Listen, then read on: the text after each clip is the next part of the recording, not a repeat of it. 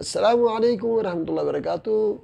میں ہوں ڈاکٹر شفیق الرحمن غازی۔ آپ دیکھ رہے ہیں اپنا چینل لائف چینجر۔ المسلم من سلم المسلمون من لسانہ و یدہ۔ مسلمان وہ ہے جس کے ہاتھ اور زبان سے دوسرے مسلمان محفوظ رہیں۔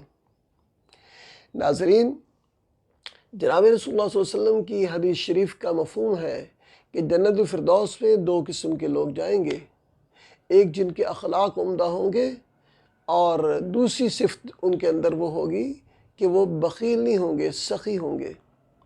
ایک سخاوت ہونی چاہیے اور دوسرے اچھے اخلاق ہونے چاہیے۔ ہماری زبان سے، ہمارے ہاتھ سے، ہمارے اعضاء و جوارح سے، ہمارے رویے سے، کسی بھی لحاظ سے کسی مسلمان کو کوئی تکلیف نہ پہنچے، ہر کسی کو ہم سے راحت، آرام اور خوشی ملے۔ اور اس کے علاوہ یہ کہ ہم غریبوں کا خیال کرنے والے ہوں، مسکینوں کا خیال کرنے والے ہوں، بیواؤں کا، یتیموں کا اور اپنے ہمسایوں کا اور اللہ کی ساری مخلوق کا ہم خیال کرنے والے ہوں۔ تو مالی عبادات اور اس کے ساتھ جانی عبادات دونوں ضرور